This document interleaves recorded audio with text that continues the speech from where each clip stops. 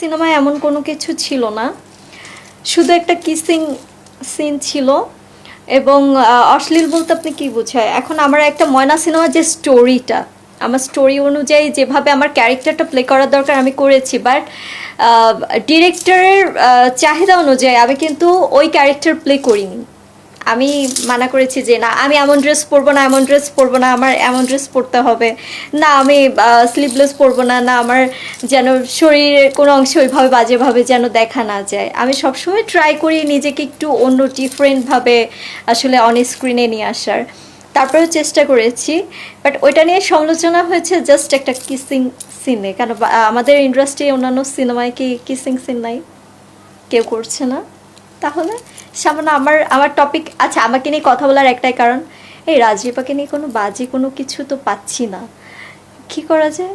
তো এই যে সিনেমার টপিকটা নিয়ে একটু বাজে কথা বলা হয়েছে, আর কিছু না। না না, যখন আমার ময়না সিনেমায় কিসিং সিনটা হয়, আমাকে ডিরেক্টর বলেছিল না আচ্ছা ঠিক আছে, কিস দিলেই তো হবে ভাইয়া, আর তো কোনো কিছু করতে হবে না। হ্যাঁ, তো বলছে যে না ঠিক আছে তুমি কিস দাও, দ্যাটস এনাফ, আর এক্সপ্রেশন রাখবা মুখে।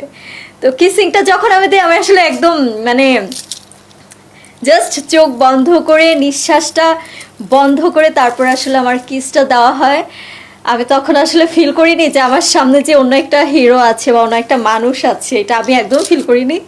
জাস্ট আমি শুধু ভাবছিলাম যে না, যেটা হচ্ছে আমার সাথে কোনো মানুষ না, কিছু না, একটা মূর্তি বসে আছে, আমি তাকে কিস করে চলে আসতেছি, এইটাই। তবে যে নিঃশ্বাস বন্ধ করে অনেকক্ষণ ছিলাম, তো যে কারণ একটা শর্ট তো হুট করে শেষ হয় না, নিঃশ্বাস বন্ধ করে আমি শুধু জাস্ট শর্ট শেষ হওয়ার সাথে সাথে জাস্ট নেমে শুধু এরকম আল্লাহ বাঁচাইছে।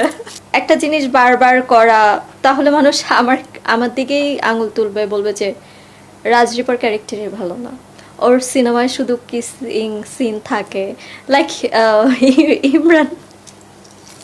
ইমরানের মতো, যে শুধু কিসই দিচ্ছে সিনেমাতে। এই জন্য আমি চাই না কোনো সিনেমায় আর কোনো কিসিং সিন থাকুক, থাকলেও আমি দিব না।